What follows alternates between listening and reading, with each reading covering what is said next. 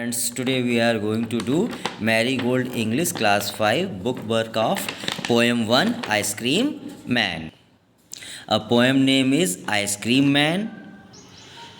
Now we do our first question.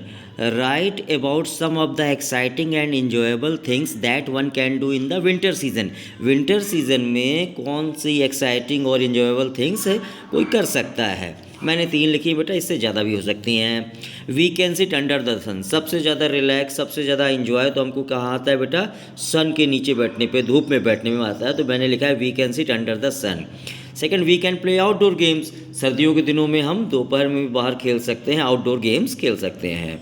We can eat peanuts. और सर्दियों में किसका हम इंजॉय कर सकते हैं? मूंगफलियों का इंजॉय कर सकते हैं, उनको खा करके इंजॉय कर सकते हैं. Number 2, list as many summer activities as you can.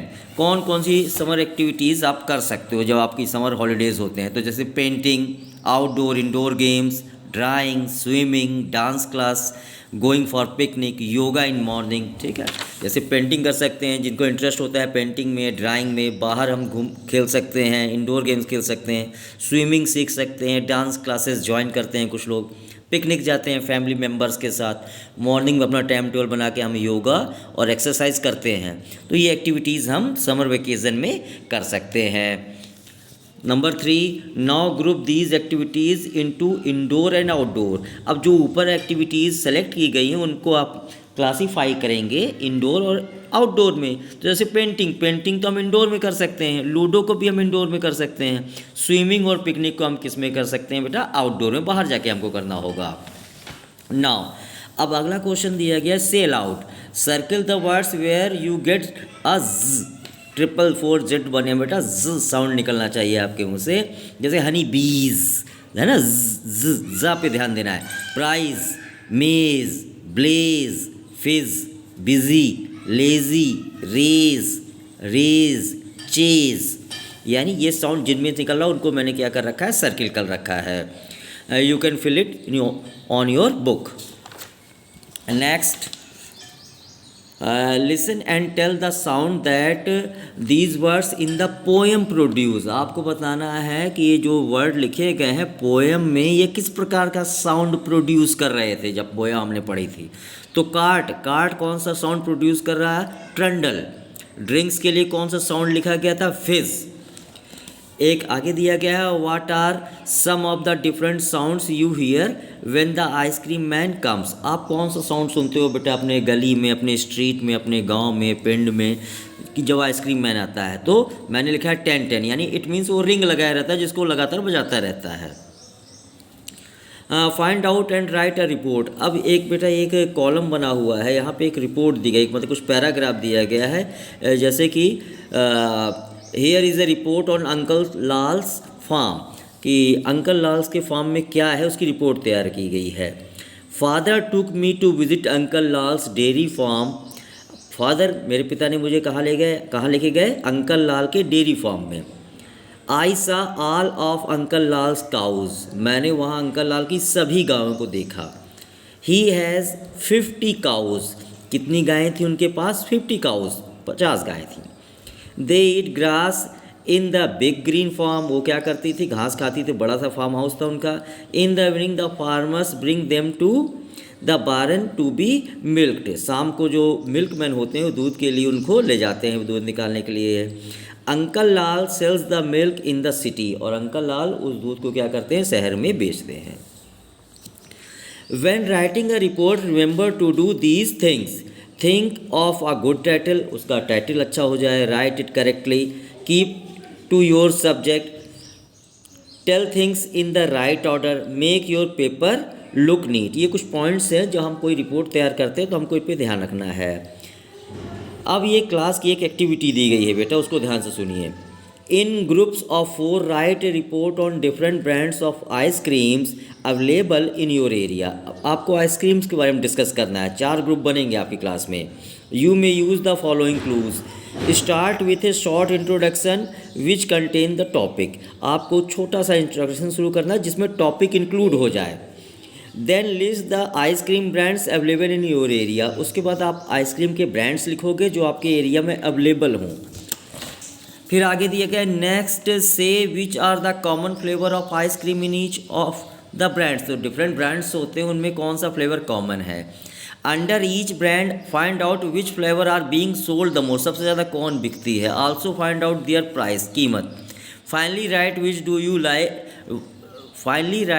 Do you think is the most popular ice cream. तो बेटा इसको मैंने शॉर्ट में तैयार किया है, इसको देखिए आप।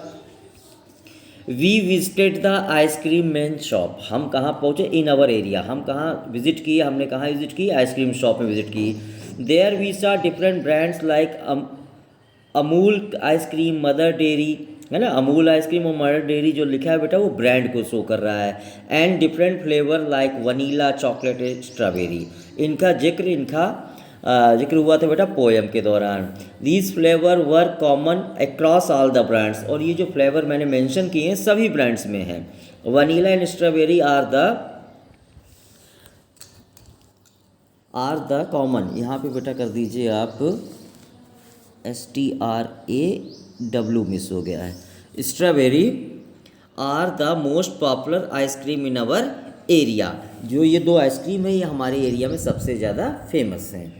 नाउ आगे देखिए, colour the box that have rhyming words, आपको उन बॉक्स को कलर कर देना है जहाँ पे आपका रैमिंग वर्ड्स मिल रहा है। देखो सिटी कार्ट, रैम नहीं बन रहा है, नहीं कलर करेंगे। Heat street, blows goes.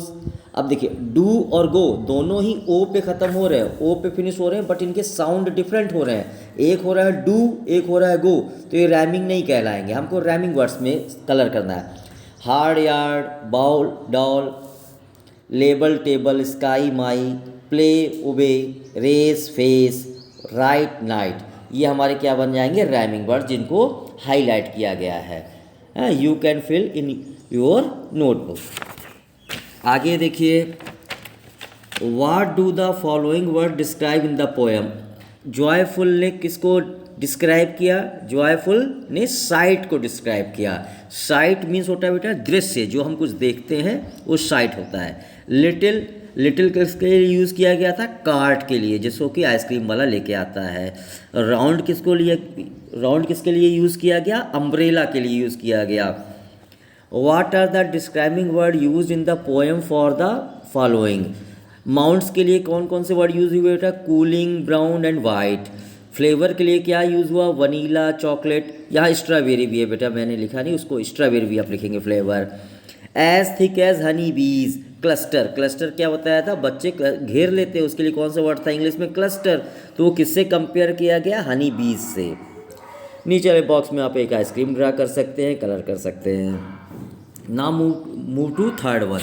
तीसरा देखिए क्या आ रहा है, have you ever eaten kulfi, ice cream को ही कुल्फ़ी कहा जाता है। डिफरेंट टाइप की होती है, थोड़ा उसका बनाने का तरीका उसको। The ice cream from north India, the following sentence describe how it is serve but they are not in the correct order.